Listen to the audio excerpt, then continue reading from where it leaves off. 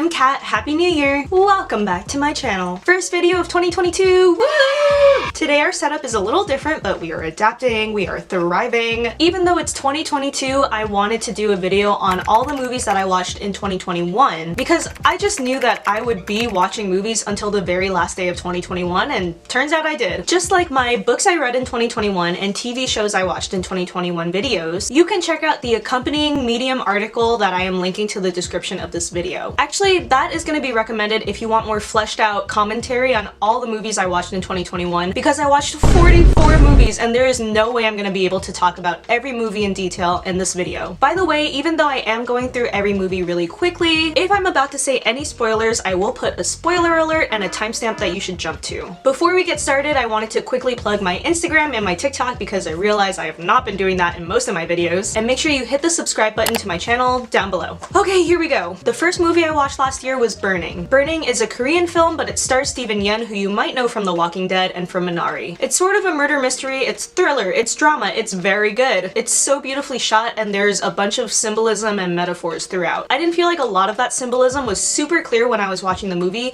so I did end up having to Google some things afterwards, but it was still really well done. The second movie I watched last year was Martha, Marcy, May, Marlene. Try saying that 5 times fast. I love Elizabeth Olsen, so even though this movie is a few years old, I knew I had to watch it. Plus, I'm just really fascinated by cults. I actually did like that even though this movie did show a little bit of what Martha went through when she was in the cult, a lot of this movie was just about how Martha was dealing with her PTSD after leaving the group. I feel like a lot of movies and documentaries about cults tend to really sensationalize things that happen in the cults. And yes, it is really important to expose what happens in them, but I think it's also really important to not judge people who were sucked into cults, and it's important to find them the help that they need. The third movie I watched last year was Tenet. This movie was unfortunately a little too convoluted in my opinion, and the infamously bad audio issues with this movie did not help my understanding at all. But I do love Robert Pattinson. I found myself turning and asking David what was going on like every 2 minutes, and his answer oftentimes was, I don't know. Fourth movie I watched last year was 12 Years a Slave. Yes, I should have watched this movie a long time ago, but better late than never, right? It is really powerful and at times extremely difficult to watch, but I still think it's an important watch. Honestly, I found myself in certain scenes looking at slave owners like Benedict Cumberbatch who were slightly nicer to the slaves and being like, oh, this is a good white man. No! He was still a slave owner. It really made me realize how often we give white men the benefit of the doubt and try to sympathize with them, even when they don't really deserve it sometimes. Every single performance in this movie was absolutely incredible. Fifth movie I watched last year was Isle of Dogs. As I said in my TV shows I watched in 2021 video, I don't typically reach for animated things, but David was telling me that this movie was really good, so I decided to watch it with him. It is super wholesome and cute and well done. The stop motion was so impressive. Also, political allegory. Wow. The sixth movie that I watched last year was The Little Things. I really liked Denzel Washington, and so I was really rooting for this to be good. It wasn't. Jared Leto. Very creepy. As usual. I think this was overall pretty disappointing, and honestly kind of cheesy sometimes. The seventh movie I watched last year was Blackpink, the show. I know this wasn't technically a movie, like it was a live worldwide event, but I'll count it. Blackpink is the first K-pop group I ever stan. Even now, I really only like Blackpink and BTS. And I wasn't originally planning on watching this at midnight, but I'm really glad that I stayed up and I was texting my friend Isha throughout. The girls looked and sounded so good. I don't love that they did sour candy, like I wish they had done ice cream instead, but it's fine. Overall, they did a lot of really cool things. I have a lot of opinions about this actually, so you should definitely check out my Medium article because I'm not gonna say all of them here. The eighth movie I watched last year was Malcolm and Marie. I definitely saw more range in John David Washington here than I did in Tenet, and Zendaya is my queen, so obviously I had to watch this. I think their performances were really spectacular, but overall the movie was just sort of like Malcolm and Marie trying to figure out how they could one-up each other with monologues. The ninth movie that I watched last year was The New York Times Presents Framing Britney Spears. I'm also not really sure if this counts as a movie, but lengthwise, it was sort of like a movie. I am really glad that Britney is free now. Hallelujah, amen. It made me realize that Britney's conservatorship was a lot worse than any of us thought that it was, and again, very glad that she's free now. The 10th movie that I watched last year was To All the Boys, Always and Forever. I cried a lot more than I thought I would. I honestly love this trilogy. I was so excited every time a new installment would come out, and I actually really liked the way that it ended. Spoiler alert, so jump to this timestamp. I don't know how realistic it is for them to date literally across the country and drive back and forth so often,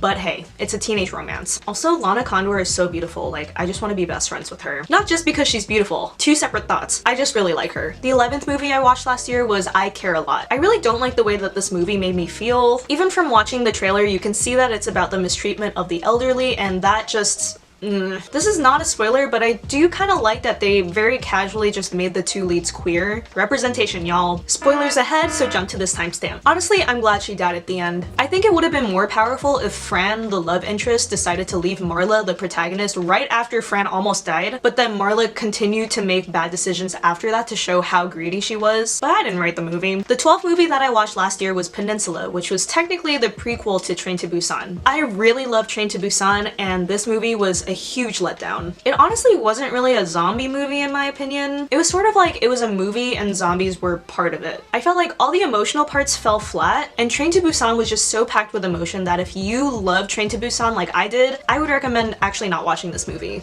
The 13th movie that I watched last year was Judas and the Black Messiah. Wow, wow, wow, wow, wow. It was so intense, it was so good, it definitely made me want to learn a lot more about the Black Panthers, and it was just really heartbreaking at the end. I'm not gonna say anything else, you should definitely go and watch this. The 14th movie that I watched last year was Operation Varsity Blues, the college admission scandal. This was absolutely insane. It is so insane that all of the dialogue in this film was lifted directly from recorded conversations that the FBI took. And it was just edited for brevity and clarity? Like, what? It's just so wild to me that these conversations actually happened. And these people were so bold and manipulative with their power and their money. They really were just like, this is where I want my kid to go, and they're gonna go there. The 15th movie I watched last year was Misery. Yes, I know this is a really old movie, but I really wanted to watch it for a long time, and I'm glad that I finally did. I don't do great with scary movies, and this was like just scary enough. Kathy Bates was absolutely amazing, and she totally deserved all the praise that she got for this role. Also, did anyone know that the protagonist was played by the dad from Elf? The 16th movie I watched last year was In the Heights. This was a really fun watch. I hadn't watched the Broadway show before, and I didn't really know what this movie was about, and so coming in not really knowing the story, I felt like the way the movie told the story was a little all over the place. Like, I felt like it kept bouncing between different characters, but it did all come together at the very end, and I thought it was really beautiful. The music was awesome, the actors were phenomenal, it was just bright and colorful and spectacular. The 17th movie that I watched last year was Raya and the Last Dragon. This was also a really fun watch. The cast lineup was just so crazy. Kelly Marie Tran, Gemma Chan, Awkwafina, Sandra Oh, Daniel Dae Kim. Crazy. This is a great movie to watch with kids. Spoilers ahead, so skip to this timestamp. I don't think that the main point that the story tried to drive home at the end was really strong. Like, was the main issue that Raya had trust issues? I also don't know that I really understand Sisu dying and coming back to life, but overall, enjoyable. The 18th movie that I watched last year was Fear Street Part 1, 1994. Again, queer leads in this film. I think that's really cool. If you didn't know, the Fear Street trilogy that came out last year on Netflix is based on R.L. Stine's books. Because this was the first movie in a trilogy, there was a lot of expository stuff, a lot of introducing characters, getting you to like them, introducing the story and the conflict. So I'll talk about it later, but I think the second and third movies are better, but I think it's just because this first movie was so busy like introducing so many different things that would be important later on. It wasn't super gory throughout, but the end got really gory really quickly, so if you are sensitive to that, be careful. The 19th movie that I watched last year was Black Widow. I'm not even a huge Scarlett Johansson fan, but this was way better than I thought it was gonna be. And I know people have opinions on this movie, some people really love it, some people really hate it. I think I'm sort of in the middle, but leaning more towards liking it.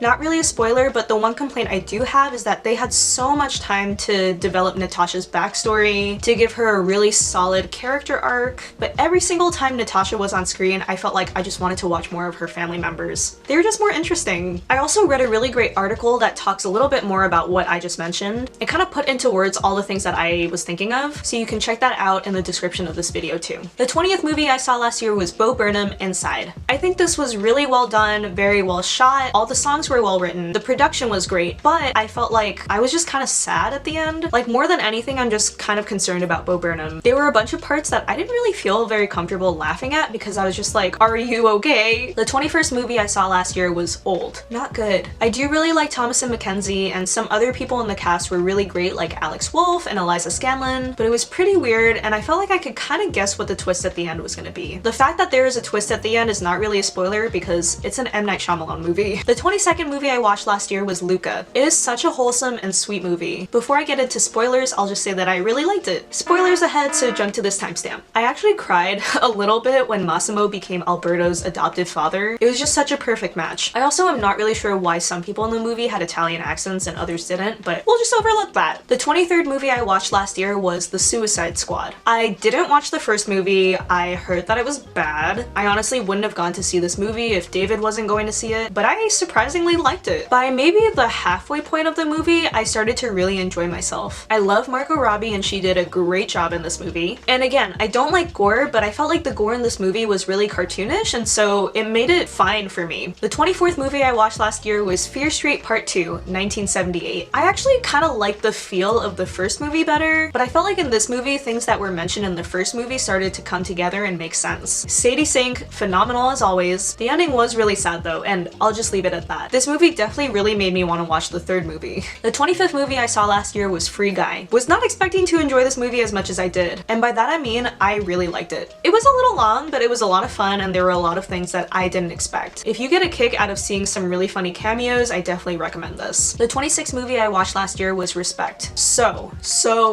good. I found myself thinking about this movie for like 2 weeks after. Jennifer Hudson completely knocked it out of the park, and I think it's so meaningful when you think about how Aretha personally chose her to play Aretha. I had no idea Aretha Franklin went through so many struggles in her lifetime, and it really made me feel like I should have loved and appreciated her when she was alive. The 27th movie I watched last year was Shang-Chi and the Legend of the Ten Rings. So good! I saw this movie twice and I felt the emotional impact of it a little more the second time, because the first time I was really just trying to take all of it in. I think that Tony Leung's character is definitely one of the best, if not hands down the best Marvel villain we've seen so far. He just had so much depth and you could actually really empathize with him. This isn't really a spoiler, but I think the movie is overall kind of about how different people can handle and process the same source of grief. And I just think that the way the story is told, the way the characters develop, it's just all really beautiful and well done. I can't wait for Shang-Chi 2, and I'm just really proud to be Asian American. The 28th movie I watched last year was Bob Ross, Happy Accidents, Betrayal, and Greed. Bet you never thought you would hear the words betrayal and greed come right after Bob Ross. I had a phase early in quarantine where every single night before bed I would watch Bob Ross videos. So when I saw the trailer for this, which was really vague by the way, I was so stoked about it. If you love Bob Ross like I do, and also if you've ever bought any of his merchandise, I would watch this movie. Without spoiling anything, what is really cool is that his son is sort of the main narrator for this entire documentary, so I think that makes it really special and authentic and genuine. The 29th movie I watched last year was Dear Evan Hansen. Okay, I know that the story is like kind of problematic. A lot of people really can't get past what it's about. You know what? I'm not perfect. This was interesting. I actually didn't think this was that bad. Also, I just saw the Broadway show with Jordan Fisher a couple weeks ago, and after seeing the show, I actually feel like the movie was pretty faithful to the original story. And the things that they added to the movie really made sense. The one glaring problem the entire movie, Ben Platt. Just really distracting. He was overacting the entire time. I have some more thoughts, so be sure to check out my Medium article. The 30th movie I watched last year was No Time to Die. This is another movie that I liked more than I thought I would. I honestly did not watch any of the Daniel Craig James Bond movies because I was like, the James Bond franchise is overall kind of misogynistic. Even though the female characters were not super fleshed out and super strong, I'm glad that they weren't just like pieces of meat. I'm glad that they shot guns and kicked butt and had real roles. Are my standards low? Maybe. I really felt things by the end of this movie. It makes me want to go back and actually watch the other Daniel Craig movies. The 31st movie I watched last year was Dune. I didn't know what was going on a lot of the time, and even now, if you needed me to explain the plot of Dune to you, I probably could, but I would really be overlooking a lot of details and a lot of official terminology. It was just so expository. There were so many details and so many words and so much world building, which makes sense because it was Dune Part 1 and there's gonna be other Dune movies. But I went to see this with my best friend Hannah, and I just felt like we kept turning to each other and being like, what? We actually had the Wikipedia page open on our phones while we were watching the movie just trying to follow along. But it was beautiful, like it was definitely meant to be watched in the movie theaters. The set design was crazy, the costumes were crazy, like that was all really cool. The 32nd movie I watched last year was Last Night in Soho. This was also just the right amount of scary for me, like maybe just a little too scary, but I really like Thomas and Mackenzie and I really like Anya Taylor-Joy. I think I liked it overall. There are definitely some things that could have been a little stronger or a little better written, but I think it was good. It was like a solid watch. Spoilers ahead, so skip to this timestamp. The big twist at the end actually made me audibly gasp, and I felt like the way that happened and unfolded was really well done. I guess I didn't really need to put a spoiler warning. The 33rd movie I watched last year was Attack of the Hollywood Cliches. This was a fun and informative watch. As you can tell, I love watching movies, so it was just really interesting for me. The 34th movie I watched last year was Eternals. This movie is way too long. Like, they could have cut a bunch of things out in my opinion, but I also don't think it was as bad as critics made it out to be. I personally thought that the twists and turns that happened in the movie were really entertaining, but it doesn't really make me want to watch it again. I don't remember anyone's names, but I feel like Gemma Chan's character is not particularly compelling. She just doesn't have that much depth, and I feel like she's just sort of very sweet, and she has like a quiet strength. And like, yeah, I root for her, but I don't love her. Angelina Jolie is truly a goddess walking among us, and I really love that Don Lee was in this movie. Again, big Train to Busan fan. This isn't a spoiler, especially because it's already all over the internet, but that post-credits scene, man. The 35th movie I watched last year was Spencer. Kristen Stewart was so good in this movie, and honestly, it was a little scary. I actually thought it was quite scary. There were just a lot of scenes that were very dark and claustrophobic, and this isn't really a spoiler, but anytime Anne Boleyn showed up, I was just like, ugh. It makes me really wish that Princess Diana was still alive and that I could give her a big hug. 36th movie I watched last year was Love Hard. I know that a lot of people are giving this movie flack because they think that it encourages lying and catfishing, but without saying too much, I mean, it's a rom-com, so you can probably guess how it ended. I think that they handled that kind of well in the way that the ending happened. I'm a big Jimmy O Yang fan, like I'm really picky about stand-up, and he's one of the very few stand-up comedians that I would actually buy a ticket to go see. I don't know that I really was convinced by Nina and Jimmy's chemistry on screen, but generally it worked. The 37th movie I watched last year was Waitress. I love Waitress the musical, so this has been on my must-watch list for years. I finally got to watch it with my best friend Shaquille, and we loved this. It was just so quirky and fun. So much of the Broadway script was lifted from the original movie, so it was really fun to hear those lines again. Especially because Waitress on Broadway is unfortunately closed now, and we just didn't know if we would ever hear people say those lines again. Ogie was definitely way more creepy and gross and unappealing in this movie. I'm pretty sure this is in the trailer, so it's not really a spoiler, but I kind of like that you can see Jenna and Dr. Pomander fall in love and become friends in this movie, because it really makes Jenna's decision to leave all of that behind for the sake of raising Lulu right more powerful. The 38th movie I watched last year was Tick Tick Boom. I went into this not wanting to like it because I find Lin-Manuel Miranda really annoying, but also everything he writes I end up liking, so I lose. I really like this movie. I really like this music. I ended up rewatching it and kind of putting it on in the background a bunch of times. I really like Andrew Garfield. I think he was so spectacular in this movie. And also Vanessa Hudgens is like the one problematic celebrity that I can't help but like. Again, I'm not perfect. Without spoiling anything, Jonathan is really a jerk for most of the movie until something happens towards the end, and I think that shift is really great. The 39th movie I watched last year was Adrienne. This is a documentary that not a lot of people know about, but it's about Adrienne Shelley, who wrote, I think, and directed Waitress the movie. I cried so much. Sadly, Adrienne Shelley was murdered right before Waitress the movie came out. The documentary is mainly narrated by Adrienne's widower and the daughter that she left behind. It was such a powerful documentary for a bunch of different reasons, and I just feel so indebted to her. She created this story that really changed the course of my life forever, and I wish I could thank her. The 40th movie I watched last year was Encanto. So fun! I'm really glad that Stephanie Beatriz is getting lead roles. The animation was great, the jokes were really funny, the music is so much fun, and it's on Disney Plus now, so you should definitely go watch it. Spoilers ahead, so skip to this timestamp. Now that it's been a few weeks after I watched the movie, and now that more people are talking about the story and generational trauma on TikTok, I think it makes more sense to me. But when I went to see the movie the first time, I sort of felt like the conflict and the resolution at the end weren't super clear. I didn't understand why the vision that Bruno had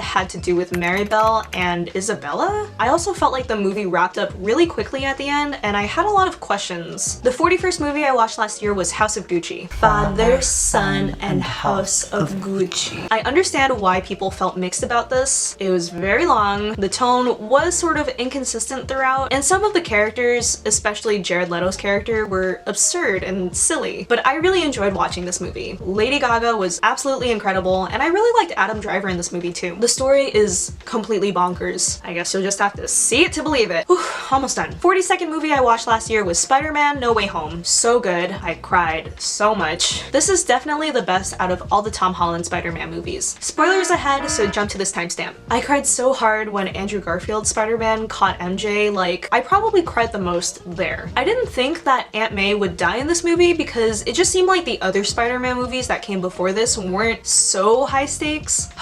But man, so much emotion. I really like that the storyline had to do with Aunt May reminding Peter of people's humanity, like even villains' humanity. Thematically, it reminded me a lot of the first Wonder Woman movie, which I really liked. It's really cool to see what happens if you give certain people that most people don't think are worth saving a second chance. I felt really sad for Peter at the end because he already lost Tony, he lost Aunt May, and now nobody knows who he is. The 43rd movie I watched last year was Nightmare Alley. I think it was good, but it was very dark and disturbing, and I don't think I would watch it again. Bradley Cooper was phenomenal. Kate Blanchett, phenomenal. Rooney Mara, phenomenal. Willem Dafoe, creepy and scary, as usual. The last movie I watched last year, which I watched on December 31st, was Being the Ricardos. Not a lot of people know this about me, but I am a huge I Love Lucy fan. Initially, I was skeptical about the casting, but they did a really great job. The way everything came together at the end was so riveting, even if it wasn't 100% true. Even if you don't know anything about I Love Lucy or Lucille Ball or Desi Arnaz, I would recommend this movie. Oh my gosh, okay, finally done. Thank you so much for taking the time to watch. Please be sure to follow my social media accounts and to subscribe to my channel. Stay tuned for a new video next week. See you next time, bye!